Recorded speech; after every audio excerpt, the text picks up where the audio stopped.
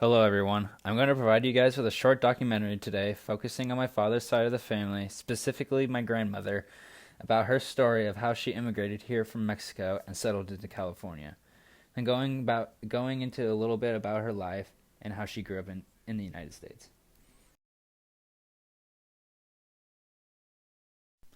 My grandmother was born in May 18th, 1931, being the youngest of the family out of one sister and two brothers.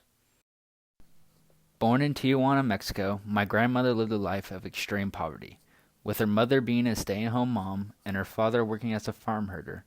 He was making little to nothing. She grew up in a very small house, with the floor being the dirt on the ground. When her parents got married, they made a promise to each other that they would have their children immigrate to America when they hit the age of 14 to start a better life, and also not to deal with the struggle that they had to deal with while growing up, and also not to grow up in a place where poverty was everywhere. My grandmother was the youngest of the family, so her time wouldn't come until a bit later on. Around the age of 13, all of the siblings in the house have already migrated to the United States.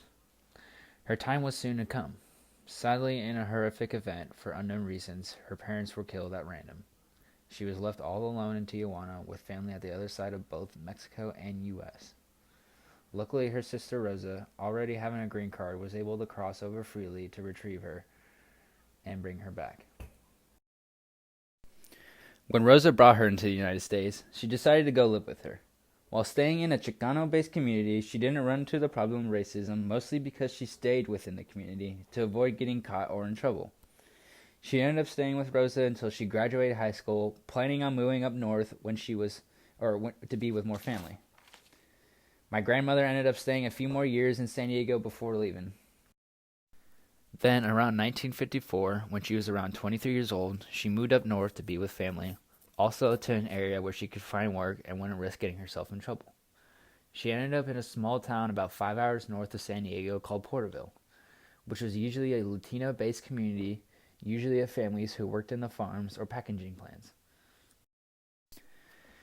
After getting settled into town, one of her new friends was able to get her a job working at a Sunkist packaging plant as a packer. I remember my grandmother telling me that in this moment in her story, she felt like an actual member of society because she was able to make something of herself, even though it was such a minor accomplishment. She had originally thought she was never going to get out of Tijuana, and for her to make it this far into her life was a huge accomplishment. Around 2 years later, my grandmother met the love of her life and soon to be my grandfather.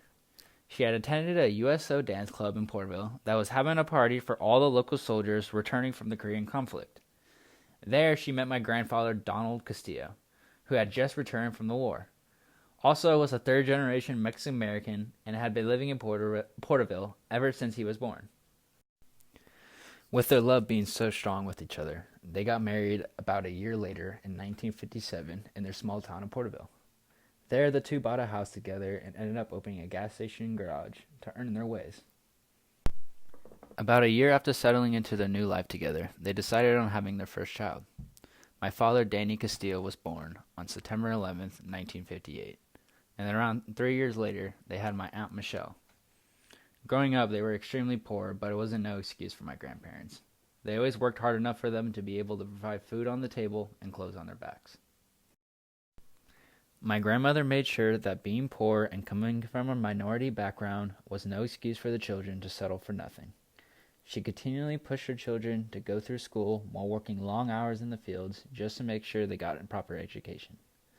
All of her hard work to ensure a bright future for her children paid off. All of this effort just to ensure they don't go through the same struggles as her growing up. In the end, her dedication to giving her children a bright future had paid off. My dad and his sister were so grateful to his parents' hard work that they went on to make something of themselves.